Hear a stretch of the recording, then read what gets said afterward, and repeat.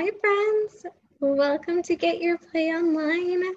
My name is Sarah Rose and I'm so excited to have you joining me for tonight's bedtime story. I am so sorry about all the technical difficulties earlier, but I hope that they gave you enough time to kind of get settled in, get comfortable and cozy. For tonight, I've got my stuffed animal that still doesn't have a name. He's very cute. And I have my big fuzzy robe on tonight. I also have a cup of tea next to me. So while you are getting as comfortable and cozy as you possibly can, I'm going to share a little bit about tonight's story. So this story has one of my favorite characters, Curious George. And our title of our story is Curious George Joins the Team. As you can see on our cover, Curious George is playing a game. He's playing some type of sport. What sport do you think it is?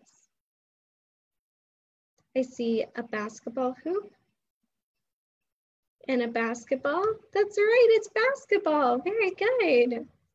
So this whole week, we've been talking about different sports and different ways to move our bodies. And in this story, Curious George has a friend, Tina, who moves her body in a way that's different from how I move my body. She uses a wheelchair to get around. So this story is about how it's okay if you move your body in a way that's different from other people that you see. And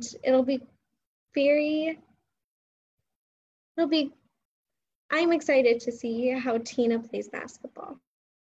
So, my friends, without further ado, here is Curious George Joins the Team. Written by Cynthia Platt, illustrated in the style of H.A. Ray by Mary O'Keefe Young. This is George. George is a good little monkey and always very curious. This morning, George had a play date at a brand new playground. George loves playgrounds and anything new is always exciting. Do you like playgrounds too? Me too. George was going to meet his new friend, Tina, at the playground. You're going to love this park, George, the man with the yellow hat told him. There's a basketball court and a special play structure that was built so that children with or without disabilities can all play together. George tried to imagine what this special playground might look like as they drove there. Do you have any guesses as to what the playground would look like? Let's see. When George and his friend pulled into the playground, the park looked even better than he had dreamed. There was a giant castle in the middle with wide ramps to run up and down. There were special swings, some that had great comfy seats and one that could fit a wheelchair. George saw Tina on a swing. Have you ever seen a playground with those kinds of things before? I bet it was a lot of fun. As the man with the yellow hat talked to Tina's grandmother, George studied the play structure. Could he do everything in this new playground in just one day? He thought so. He ran up a ramp just as Tina sped up behind him. George loved the way Tina raced around the play structure on 4 wheels. She was amazing. First, he climbed the monkey bars. He was very good at this. Then Tina zoomed down a cool, wide slide. She was very good at that. Next, they played tic-tac-toe. They were both very good at tic-tac-toe. The sound of a ball bouncing distracted George. There was a group of kids throwing an orange ball into a hoop. George and Tina raced over to watch them. Tina was very excited. "I love to play basketball," she said. Her grandmother came over.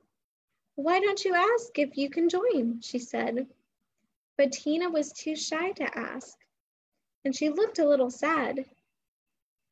Why do you think Tina feels a little sad? George tried to cheer her up. He jumped as high as he could and swung all around the trees over her head. Tina laughed as she watched him. The kids on the basketball court stopped to watch too.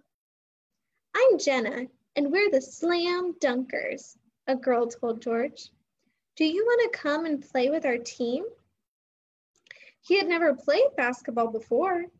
He was so curious, he forgot he was playing with Tina.